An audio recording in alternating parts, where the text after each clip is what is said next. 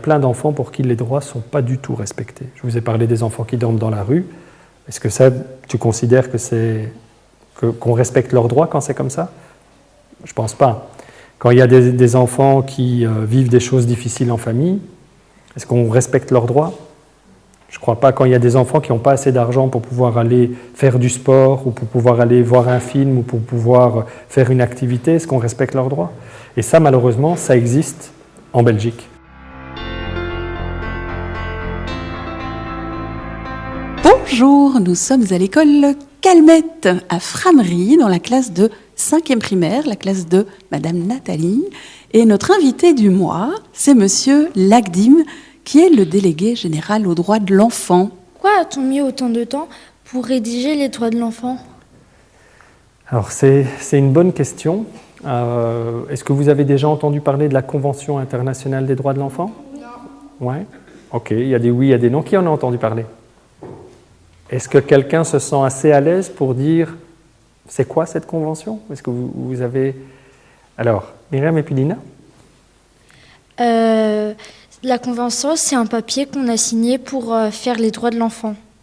Oui, c'est très juste ce que tu viens de dire, c'est très juste. Lina, tu voulais dire autre chose en plus? Parce qu'il y a d'autres choses à dire aussi. Hein? Non? Alors, la Convention internationale des droits de l'enfant, elle a été signée le 20 novembre 1989. Je ne sais pas si vous étiez né, je ne pense pas. Hein? Vous m'avez l'air trop jeune pour être né à ce moment-là. Ma mère, elle avait 5 ans. Ta maman avait 5 ans? Mais... En 84. Moi, je suis né en 79, donc moi, j'avais 10 ans à ce moment-là.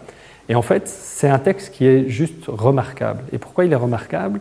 Parce que c'est le texte, je ne sais pas si vous le saviez, c'est le texte qui est le plus signé au monde. Je ne sais pas si vous saviez ça. Tous les États du monde, tous les pays du monde ont signé ce texte-là. Il y a un État qui ne l'a pas signé. Vous savez qui c'est? Non. Le Congo? Non, ce n'est pas le Congo. C'est les États-Unis. Les États-Unis n'ont pas signé le texte, mais sinon tous les autres pays l'ont signé.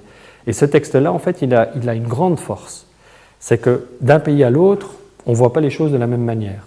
Il y a des pays qui ont beaucoup d'argent, il y en a qui ont moins d'argent, il y a des pays qui ont des cultures différentes, il y a des pays qui ont des traditions différentes, des religions différentes. Et ce texte-là, en fait, il a réussi à mettre tout le monde d'accord.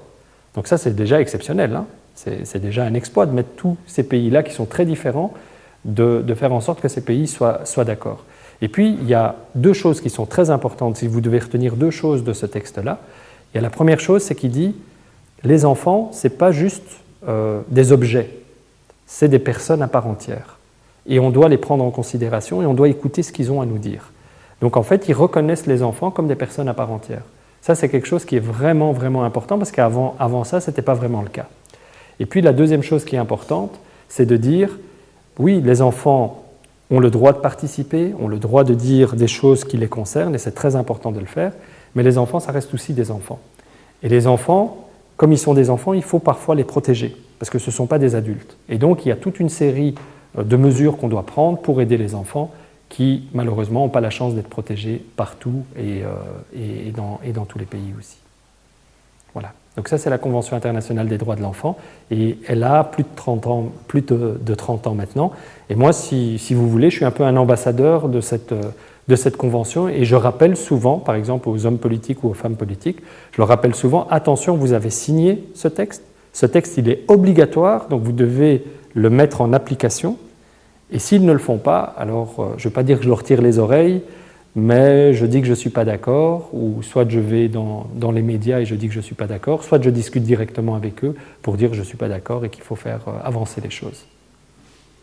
Voilà. Mais je crois que la question, c'était pourquoi on a mis autant de temps à l'écrire, c'était ça? Ouais. Pourquoi on a mis autant de temps? Parce que pendant longtemps, on a pensé que les enfants, tout le monde pouvait faire des enfants, que les enfants, c'était facile à éduquer, que finalement ce qu'il disait, ce n'était pas très intéressant. Et d'ailleurs, je ne sais pas si vous connaissez l'origine du mot « enfant ». Est-ce que vous savez d'où ça vient, le mot « enfant » ? Le mot « enfant », il vient du latin. Le latin, c'est une langue, hein, vous avez déjà entendu parler du latin, c'est une langue qu'on parlait il y a très très longtemps. Et vous savez ce que ça voulait dire, infans, enfant, en latin? Ça veut dire celui qui n'a pas la parole, celui qui ne peut pas parler, qui n'a pas de voix. Et donc, pendant très longtemps, on a pensé que les enfants, finalement, ce qu'ils disaient, on s'en foutait. Et pourtant, vous êtes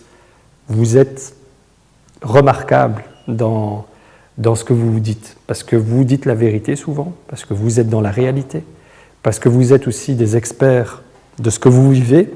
Hein. Vous vivez des choses comme enfant, moi je ne les vis pas comme enfant, je les vis comme adulte. Je les ai vécues il y a longtemps, mais il y a longtemps, les choses ont changé.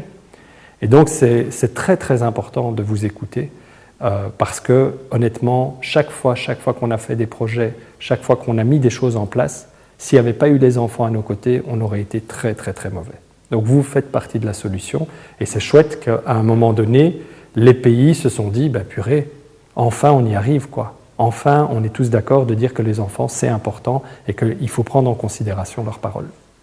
Trouvez-vous que les droits de l'enfant sont bien respectés en Belgique? Alors ça c'est une très bonne question. Alors j'ai envie de donner deux réponses. En Belgique, on a une grande chance, on a beaucoup de lois qui sont des belles lois, avec des beaux objectifs, etc. Donc là, par rapport à d'autres pays, on est très en avance là-dessus. Et puis malheureusement, pour répondre plus directement à ta question, je crois que les droits de l'enfant en Belgique sont moyennement respectés. Et il y a plein d'enfants pour qui les droits ne sont pas du tout respectés. Je vous ai parlé des enfants qui dorment dans la rue. Est-ce que ça, tu considères qu'on respecte leurs droits quand c'est comme ça? Je ne pense pas. Quand il y a des enfants qui vivent des choses difficiles en famille, est-ce qu'on respecte leurs droits? Je ne crois pas. Quand il y a des enfants qui n'ont pas assez d'argent pour pouvoir aller faire du sport ou pour pouvoir aller voir un film ou pour pouvoir faire une activité, est-ce qu'on respecte leurs droits? Et ça, malheureusement, ça existe en Belgique. Vous savez que, par exemple, à l'école, et peut-être, et j'espère que ce n'est pas le cas ici, mais il y a beaucoup d'enfants qui n'ont pas de tartine pour aller à l'école.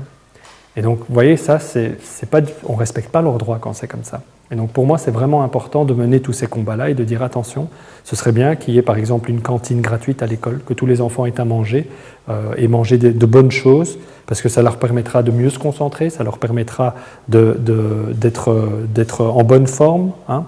Et puis, ça permet aussi d'aider certaines familles pour qui c'est plus difficile. Tu vois. Donc, pour moi, c'est important de faire bouger les lignes. Comment êtes-vous au courant des problèmes rencontrés par les enfants? Super, c'est une très bonne question, merci. Alors, comment je suis au courant? Déjà, parce qu'on est en contact avec plein d'associations, et que ces associations nous écrivent tous les jours. Donc ça, c'est une première source. C'est les acteurs de terrain qui nous disent « Attention, il y a ça, on constate ça, ça ne va pas ». Il y a une deuxième chose, c'est qu'il y a des gens qui m'écrivent. Chaque année, il y a environ 1000-1200 personnes qui m'écrivent et qui me disent « Voilà ce qui s'est passé pour moi, c'est honteux, je ne suis pas d'accord et je considère que les droits n'ont pas été respectés ». Donc, quand j'ai plusieurs personnes qui disent la même chose, par exemple contre une école ou contre une institution, ça veut peut-être dire que dans l'école ou dans l'institution, il y a des choses qui ne vont pas. Donc ça aussi, ça me permet d'être au courant. Et puis voilà, par des visites comme je fais aujourd'hui, en vous rencontrant, je vous écoute, parce que vous me posez des questions, mais je vais vous en poser aussi après. Et donc, pour moi, c'est important aussi d'avoir votre vécu. Donc il y a les acteurs de terrain, il y a les familles, bien sûr, et puis il y a les enfants.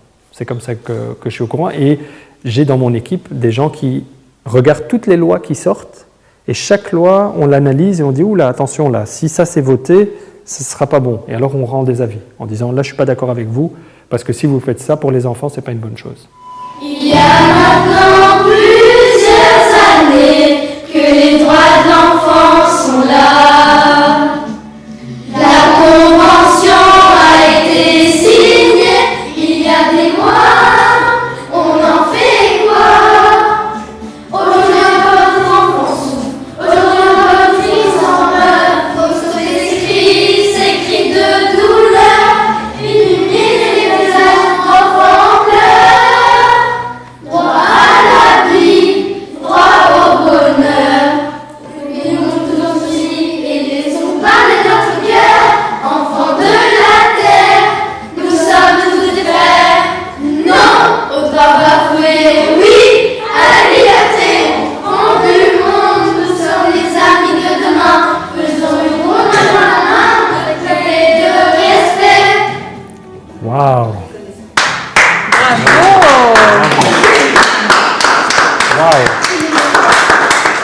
m'avez bluffé. Ah là, je suis bluffé. Et vous chantez bien en plus. Hein. Bravo. Hein. Si j'étais à The Voice, j'aurais buzzé direct.